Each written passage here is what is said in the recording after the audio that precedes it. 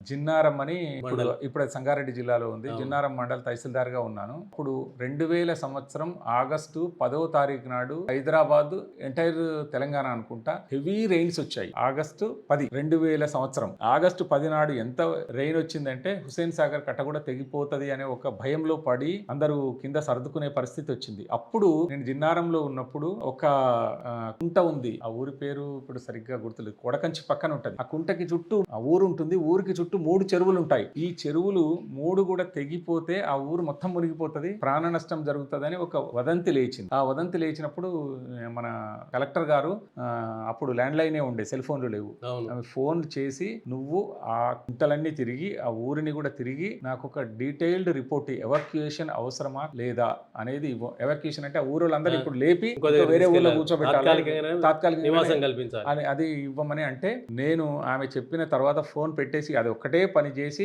సాయంత్రం 10 గంటల వరకు ఆఫీస్కి ఒక రిపోర్ట్ పంపించాను. ఏంటంటే ఈ చెరువు శిఖం ఏరియా ఎంత, ఆ చెరువు శిఖం ఏరియా ఎంత, ఈ చెరువు శిఖం ఏరియా ఎంత, దాని ఫుల్ వాటర్ నిండితే ఎంత అవుతుంది, ఇరిగేషన్ ఇంజనీర్ కూడా తీసుకొని పోయి తర్వాత చరిత్రలో ఎప్పుడైనా ఈ కుంటలు ఎన్నిసార్లు తెగినాయి, 3 కుంటలు ఒకేసారి తెగే అవకాశం ఉందా, ఆ తెగితే ఆ ఊరు మొత్తం మునిగిపోతుంది, ఇదంతా డీటెయిల్డ్ రీసెర్చ్ లాగానే చేసి అది కలెక్టర్ గారికి ఒక రిపోర్ట్ ఇచ్చాను. నైట్ 10 అయింది పంపించేటప్పటికి. అది చూసి తెల్లారి కలెక్టర్ గారు ఫోన్ చేసి your report is so good అని అప్రిషియేట్ చేశారు. అప్పుడు ఆ అప్రిషియేట్ చేస్తేనే ఒక అవార్డు వచ్చినంత ఆనందంతో పొంగిపోయి ఆమె, నేను అప్పుడు ఇన్ఛార్జ్ ఎంఆర్ఓగా ఉంటే ప్రొవిజనరీ డిప్యూటీ తహసీల్దార్గా, ఆ రిపోర్ట్ చూశాకే నువ్వు ఇక్కడే తహసీల్దార్గా ఉండు అని మళ్ళీ ప్రమోషన్ వచ్చాక అక్కడే కంటిన్యూ చేసింది. అట్లాంటి గొప్ప ఎక్స్పీరియన్సెస్ కూడా ఉన్నాయి.